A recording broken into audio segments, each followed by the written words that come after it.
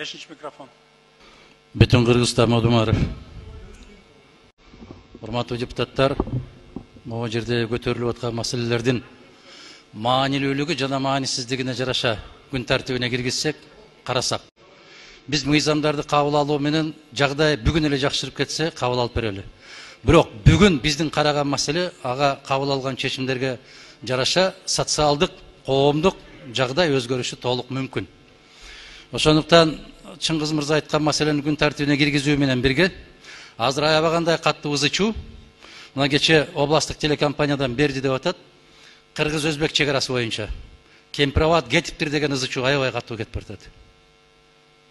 Өткөндө эле айтышты эле. Биз сунуш кылганбыз, ошол 5 айыл өкмөттүн жашоочулары менен жолукмайынча бул маселени токтотуп турсаңыздар деп. Макул болгон. Президенти да отурган, өкмөтү да отурган, баары отурган. Бирок жеңүүчүнөн барып кол коюп бергендиги, аны теледен айтып жибергендиги өлкөдө аябагандай катуу будуңчаңды жаратып атат. Ошондуктан биз мыйзамдарды кабыл алууну токтотуп, өлкөдөгү түзүлгөн кырдаал оңой эмес. Өлкөдөгү эмес, биздин жогорку кеңештин ичиндеги түзүлгөн кырдаал да жеңил эмес.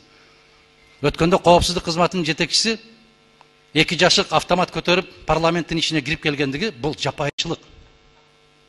Бул өтө чектен чыккан жапайычылык. Биз мыйзам чыгаруу органы катарында ар бир кыймыл аракетке мыйзамдуулугун укуктук тарабынан сөзсүз түрдө баа беришибиз керек. Ага баа бере албасак, анда жогорку кеңеш өзүнүн ишин аткарбады деп билишибиз керек. Ушул маселелерди биринчи кезекте күн тартибине киргизип, Талант Маматович, ушуларга чекитти коюп карап, андан кийин мыйзам кабыл алсак, менимче максатка ылайык болот. Ушул сунушту добушка койсоңуз. Рахмат.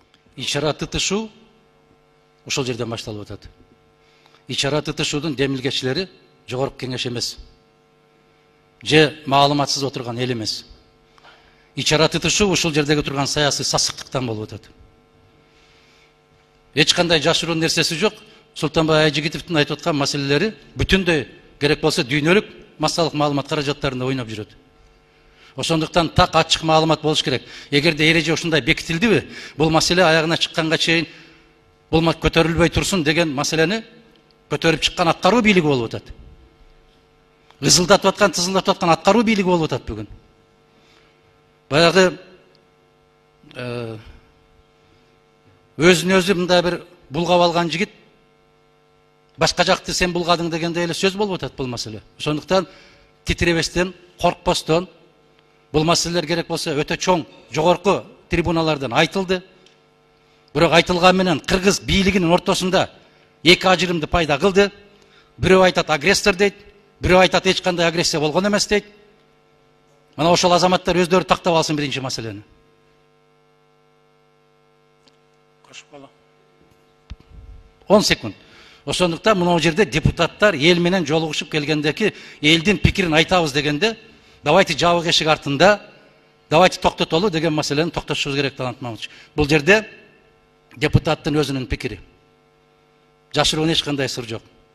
Тескерисинче кечигип айтып калып атабыз көпчүлүк маселелерди. Тилекке каршы ушундай.